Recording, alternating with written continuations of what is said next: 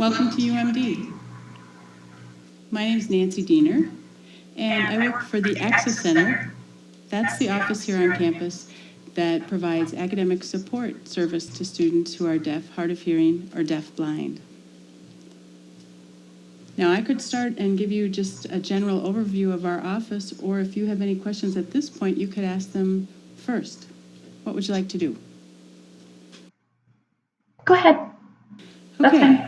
First of all, the Access Center is the office on campus here that, as I said before, provides academic support to students who maybe need interpreters, note takers, accommodated testing, priority registration, and a variety of other potential accommodations depending on the circumstance. What we require from the student is that we need to have a documentation of hearing loss, which is simply an audiogram that's relatively recent. And then we need to also have information. We will provide you with some information on your rights and responsibilities and our rights and responsibilities so that we both understand our roles. One thing I think it's really important to emphasize is that college is very different than high school. In college, we expect that students will take responsibility for making their own requests for accommodations. We won't be following you around and telling you what you should do here and there and that sort of thing. We expect that you will be able to do that. Now, sometimes we have run into situations where, depending on the course and the circumstance, you may not be sure exactly what you'll need for that class. Well, that's a really good opportunity for us to have a meeting and talk about the different possibilities of what we could provide. Do you have any questions now?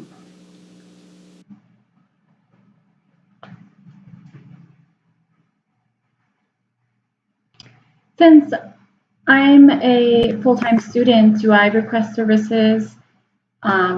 How do I set up interpreters, or how do I go about the process of setting interpreting services up? We actually have, well, it varies from year to year.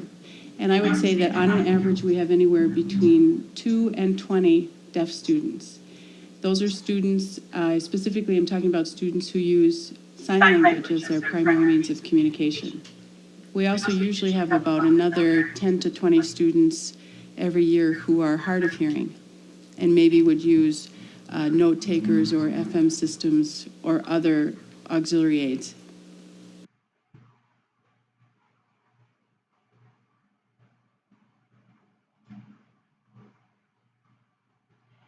So you guys provide services for academics, but what about social activities or groups? How do they set that up? Is it the students that set that up, or the office access center? In terms of the social aspect, a student who comes to school at UMD has the right to participate in any activity on campus or any club. So not only do we in the Access Center provide academic support, but we also would provide interpreters and other support for other university-sponsored activities, such as recreation or sports or whatever. Now, in terms of having a club on campus that's specifically for deaf students, some years we do, some years we don't. And so we have, depending on the student group and their own initiative and interests, that some years we have a very strong group of deaf students, and other years they're more independent and tend to socialize more within the mainstream, as I was talking about earlier, within other recreational and sports programs.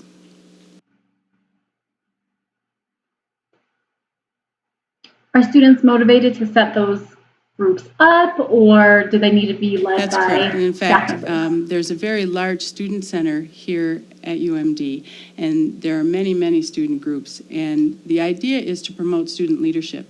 So the student groups that are on campus are initiated and supported and run pretty much exclusively by students.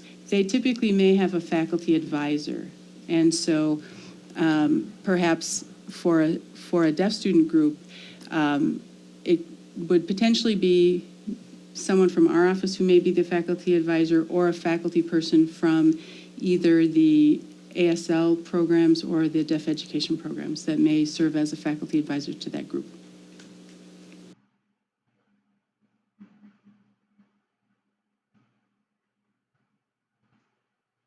So I'm a deaf student I'm a senior at a deaf school, and it's really important to have communication and interpreters that can come and request interpreters so I can graduate. What's the time limit for requesting interpreting services here? Oh, Ketsi, that's a really good question. And I would have to say that it actually varies.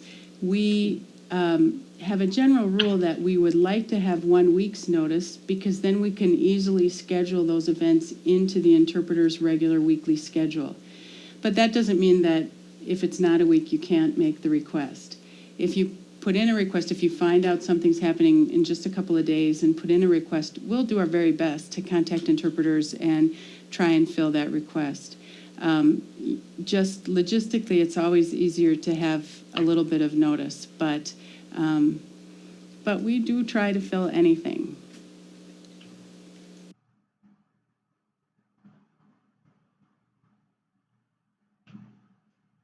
That's another really good question. We have 3 interpreters that work.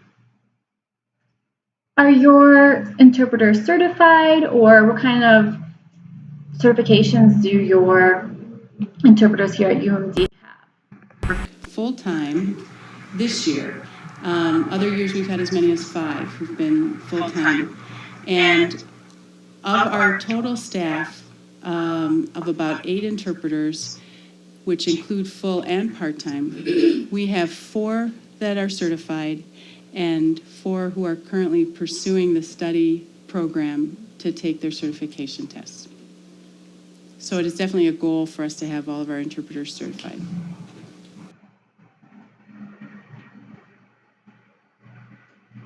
Okay.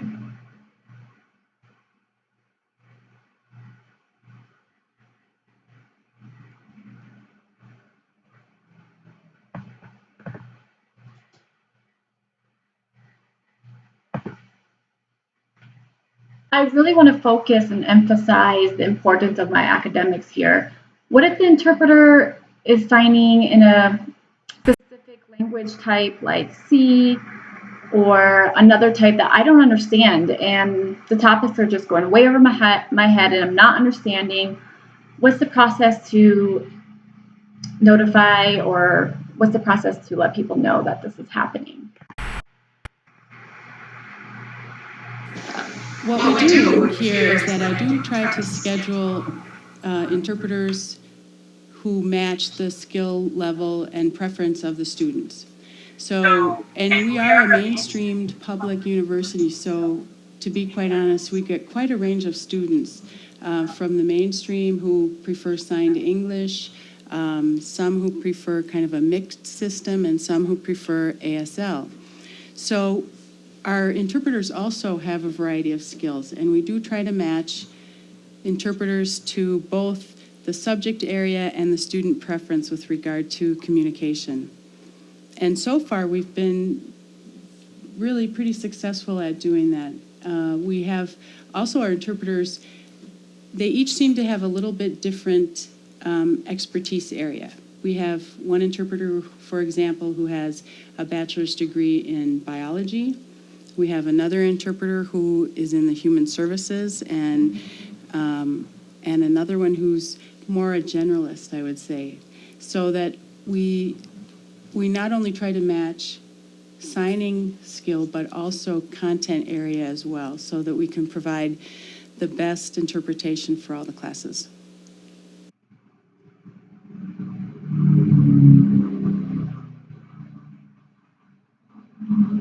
Great, that sounds awesome.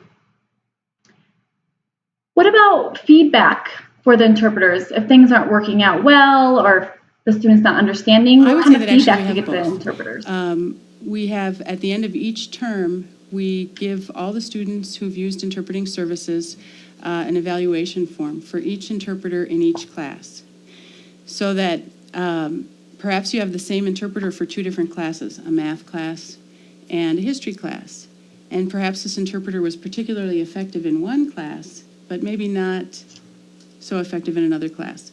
So that's the reason we give you evaluations for each course, not just for the interpreter as a whole, so you can provide very specific feedback. We also encourage students and interpreters to maintain an ongoing dialogue throughout the term. So, and we also provide interpreters work time if they would like to meet with you. Additionally, say if you had a paper or presentation that you needed to work on for a class and you wanted to go over it with the interpreter so that you felt confident that they were prepared also to interpret for you in that situation. Or if it's a highly technical class and you want to get together and just review the vocabulary and make sure that the signs that you're using are appropriate and that sort of thing. We work that into an interpreter's schedule as well.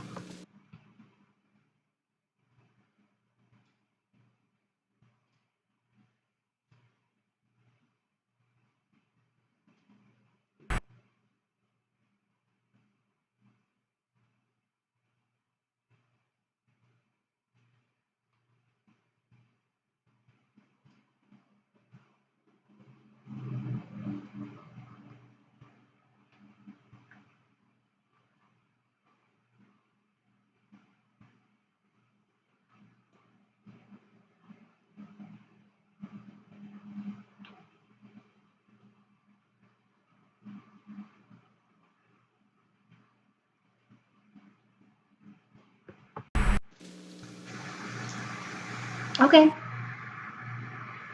That's great.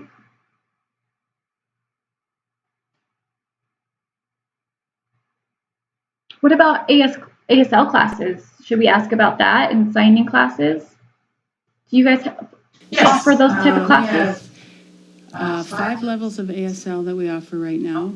They're very popular. Every fall we have over 100 students that are in the ASL 1 class, and about a third of those move on to the second year. And then in recent years, we've added also a level 5. So we have quite a number of students on campus who are developing ASL skill. And you can find them in basically any of the colleges and any of the majors. One nice thing that I like to encourage deaf students coming into our program to consider is taking the ASL class and then serving as a teaching assistant at a later date. We offer a tutoring class and a tutoring program where a student can earn credit and experience in the tutor center as an ASL tutor.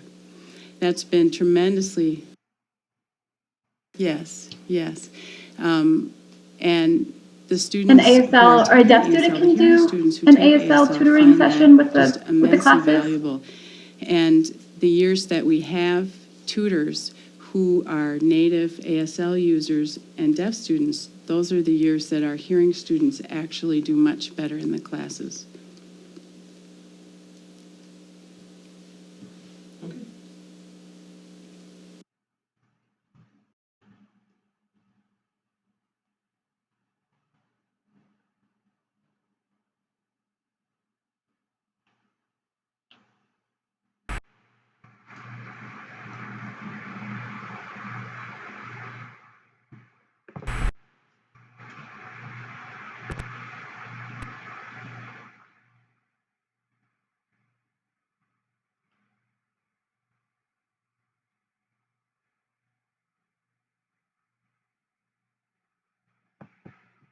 What other types of services do you guys provide? Do you provide note takers?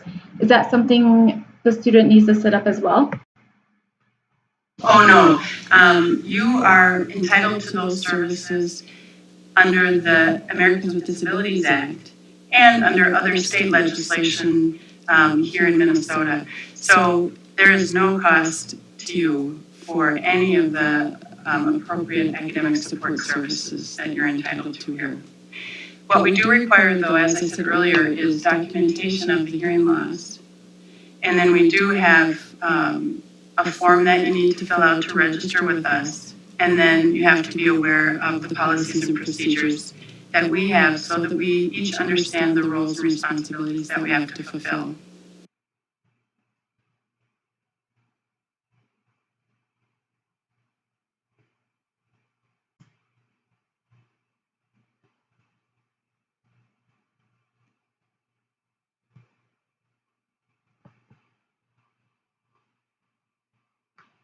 What are the requirements for getting the proof of documentation that that you guys need to provide services? We have filled one out for her high school about 3 years ago. Do you know how, or maybe 2 years ago, do you know how long those are good for, or do we need to set up another appointment for that?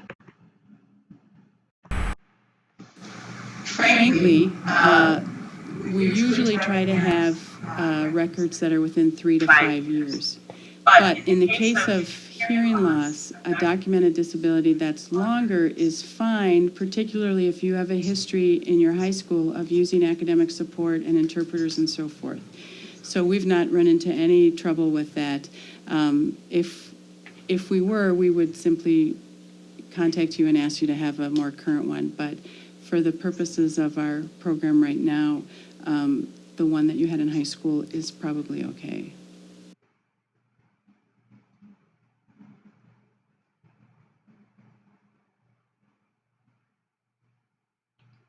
Does the interpreter provide tutoring sessions for the deaf student as well? We actually, through the Access Center, are not mandated to require or to provide tutoring. We do have a tutor center that is very comprehensive, and we would provide interpreters for any visit to the tutor center. We found over the years that that tends to be more successful because the tutors in the tutor center have the content area expertise as well as training in how to tutor. In rare circumstances, there may be a situation where an interpreter would serve as a tutor, but generally that when interpreters and students get together outside of class, it's generally a mutual study session where they're both working on, as I mentioned before, technical vocabulary, planning for a presentation, that sort of thing. Otherwise, we do use our on-campus tutoring center, which is also free.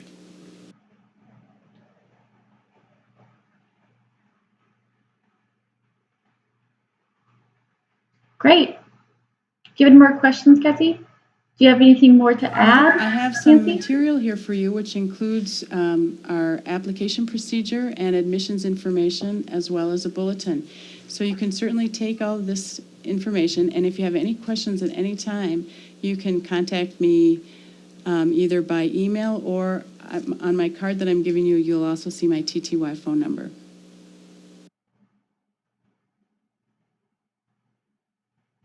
Well, thank you for coming. I certainly hope to see you in the fall. If you have any more questions, thank you so much.